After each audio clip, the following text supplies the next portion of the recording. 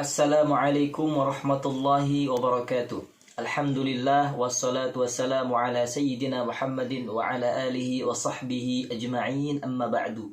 Patut kita bersyukur kepada Allah Subhanahu wa taala, bahkan senantiasa kita harus terus bersyukur pada Allah Subhanahu wa taala karena saat ini kita masih merasakan hidangan Allah Subhanahu wa taala di bulan Ramadan ini. Bulan yang penuh hikmah, bulan yang penuh rahmat dan ampunnya Allah Subhanahu wa taala. Tentu bagi hamba yang beriman tidak akan pernah menyia-nyiakan kesempatan emas ini. Sahabat radhiyallahu anhum saja, mereka yang hidup di zaman Nabi, bertemu langsung dengan Nabi Muhammad SAW, nikmat yang begitu indah. Bahkan mereka pun senantiasa 6 bulan sebelum datang Ramadan, mereka sudah berdoa kepada Allah Subhanahu wa taala, berharap agar disampaikan di bulan Ramadan. Allahu akbar walillahil hamd. Sebelumnya telah kita sampaikan bahwasanya Ramadan adalah syahrus shiyam, bulannya puasa, diwajibkannya berpuasa Ramadan. Dan tidak lupa pula bahwasanya Ramadan adalah bulannya Al-Quran. Mengapa? Karena di bulan Ramadan Allah turunkan Al-Quranul Karim. Kita baca sedikit dari penjelasan Asy-Syaikh Fadilatul Allamah Asy-Syaikh Hasan ibn Muhammad Al-Mashat dalam kitabnya Is'af Ahlul Iman biwadhaifi Syahri Ramadan. Asy-Syaikh mengutip sepotong ayat dan beliau menjelaskan ayat ini. A'udzu billahi minasyaitonir rajim. Syahrul Ramadan alladzi unzila fihi al-Qur'an hudan lin-nasi wa bayyinatin minal huda wal furqan. Beliau di sini menjelaskan nuzulul Quran, turunnya Al-Quranul Karim. Syahrul Ramadan, bulan Ramadan. Alladzi unzila fihi al-Qur'anu, bulan di mana diturunkannya Al-Quran. Yani minal lauhil mahfuz ila sama'id dunya, dari lauhil mahfuz sampai ke langit dunia, yaitu Baitul Izzah. Dari Lauhil Mahfuz diturunkan sekaligus secara keseluruhan 30 juz Al-Quran diturunkan ke Baitul Izzah atau langit dunia. Wa kana dzalika Lailatul Qadri, dan itulah pada malam Lailatul Qadar sebagaimana kita ketahui. Inna anzalna fi Lailatul Qadr. Lailatul Qadri khairum min alfi syahr. Masya Allah, bahkan malam Lailatul Qadar, malam yang lebih baik dari 1000 bulan. Bukan 1000 bulan, tapi lebih baik dari 1000 bulan. Allahu akbar. Masya Allah. Inna anzalnahu fi lailatin mubarakah. Pada bulan itu diturunkan Al-Quran menjadi malam yang sangat berkah.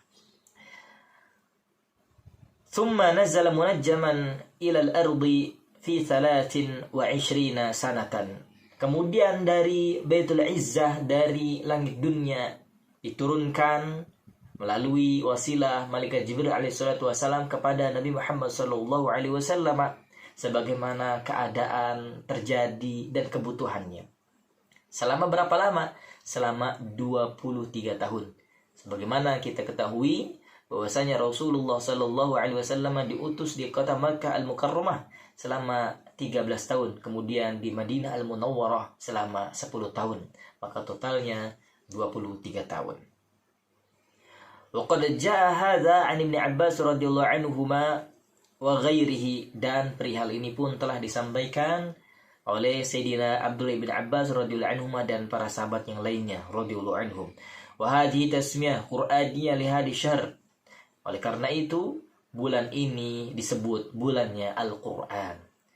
Wa ma summiyal Qur'anu syahran ghairihi bismihi al-ma'ruf bihi fa'alam. Dan tidaklah dinamakan bulan-bulan lainnya bulan Al-Quran kecuali hanya bulan Ramadan. Allahu akbar walillahil hamd. Hudan linnas, sebagai petunjuk bagi manusia. Ya, hadian kaunuhu hadian linnasi minad dhalalati. Ya, keadaannya halun, ya keadaannya maksudnya di sini bahwasanya Al-Quran itu petunjuk bagi manusia, sebagai petunjuk bagi manusia dari segala kegelapan. Allahu akbar, sebagaimana sebelum Rasulullah diutus ketika itu zaman jahiliyah, zaman dipenuhi dengan kebodohan. Bukan kebodohan tidak bisa pengetahuan, tidak. Mereka mengetahui ilmu dunia, tapi mereka tidak mengenal Tuhannya siapa. Allahu akbar. Maka beruntunglah kita saat ini lahir ya dilahirkan dalam keadaan mengetahui siapa Tuhannya, yaitu Allah Subhanahu wa taala, dan siapa nabinya, yaitu Rasulullah Muhammad sallallahu alaihi wasallam. Dan Al-Qur'an ini pun bukan hanya petunjuk bagi bangsa manusia, melainkan juga bagi bangsa jin, sebagaimana dijelaskan dalam surat Al-Jin. Ada suratnya, nama surat Al-Jin, bahkan di lembar-lembar terakhir dalam surat Al-Qaf juz 26 pun disampaikan. Mereka mendengarkan kalamullah, ayat Al-Quran dibacakan oleh Nabi Muhammad SAW. Bahkan ada masjid di kota Makkah Al-Mukarramah masih berdiri sampai saat ini. Sampai saat ini disebut juga Masjid Al-Jin. Letaknya tidak jauh dari Masjidil Haram. Ya, kalau kita dari Masjidil Haram di tempat sa'i, kita keluar lewat kanan, ya kalau tidak salah ada pintu, kemudian ke arah rumah bekas Nabi Muhammad SAW, kemudian tidak jauh dari situ ya ada Masjid Al-Jin, dan kesananya lagi terus jalan di kuburan Ma'ala. Ya, Masya Allah. Minal huda wal furqan, ya, Al-Quran ini petunjuk bagi Allah Subhanahu wa taala. Wa bayyinatin, ayatin wadihatin, itu ayat-ayat yang jelas. Minal huda wal furqan, ya, sebagaimana sebagai petunjuk, dan al-furqan min jumlatil kutubil ilahiyati al-hadiyati ilal haq, dari jumlah-jumlah kitab-kitab ilahiyah, ketuhanan, petunjuk kepada yang hak. Maksudnya sebelumnya pun ada kitab-kitab atau suhuf-suhuf, lembaran-lembaran yang diturunkan kepada nabi-nabi sebelumnya. Kemudian juga diturunkan kitab-kitab sebagaimana kita ketahui Zabur, Taurat, Injil, itu pun menyampaikan kepada hal-hal yang kebenaran, membedakan al-haq dan al-batil.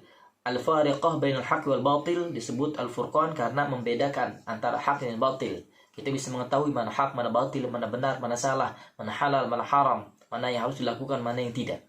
Allahu Akbar. Akan tetapi kitab-kitab sebelumnya, suhuf-suhuf sebelumnya, lembaran-lembaran suhuf sebelumnya, itu disempurnakan di dalam Al-Quranul Karim yang saat ini masih kita rasakan, masih kita temui, masih kita baca. Masya Allah. Inilah mukjizat terbesarnya Nabi Muhammad SAW. Bistimaliha ala al-ma'arif ar-rabbaniyati wal ahkamil amaliyati, dan di dalamnya tercangkup ayat-ayat yang menjelaskan terkait ketuhanan Allah Subhanahu wa taala. Kita bisa mempelajari ilmu tauhid. Ilmu tauhid diambil juga dari Al-Quran, dan juga di sini ilmu-ilmu hukum fikih, Masya Allah, dan juga para ilmu gramatikal Arab, nahu, sorof, balaghah, semuanya diambil dari Al-Quranul Karim. Allahu Akbar. Dan sedikit kita sampaikan terkait definisi Al-Quran. Al-Quran yaitu kalamullah. Kalamullah. Maka Al-Quran bukanlah makhluk sebagaimana yang diyakini oleh kaum Mu'tazilah. Mereka meyakini bahwasanya Al-Quran adalah makhluk. Ini adalah salah besar. Al-Quran adalah kalamullah. Maka selain kalamullah, bukannya Al-Quran. Kalam Nabi, bukanlah Al-Quran. Kalam manusia, apalagi bukanlah Al-Quran. Al-Quran adalah kalamullah. Al-munazzalu ala Nabi Muhammad sallallahu alaihi wasallam, yang diturunkan kepada Nabi Muhammad sallallahu alaihi wasallam, diturunkan kepada selain Nabi, bukanlah Al-Quran. Diturunkan kepada Nabi Daud, bukanlah Al-Quran. Diturunkan kepada Nabi Musa, bukanlah Al-Quran. Taurat diturunkan kepada Nabi Isa alaihissalatu wassalam, bukan Al-Quran, yaitu Injil. Dan semuanya disempurnakan melalui Al-Quranul Karim. Allahu Akbar walillahil hamd. Biwasitati Jibril, dengan wasilah malaikat Jibril alaihissalatu wassalam, al-muta'abbad bitilawatihi, yang mana membacanya pun bernilai ibadah. InsyaAllah akan kita jelaskan terkait Al-Quran ini pada pertemuan selanjutnya. Wallahu a'lam, mohon maaf jika ada kesalahan, silakan diberikan koreksi. Semoga memberikan manfaat juga. Subhanakallah bihamdika, asyhadu an la ilaha illa anta, astaghfiruka wa atubu ilaik. Assalamualaikum warahmatullahi wabarakatuh.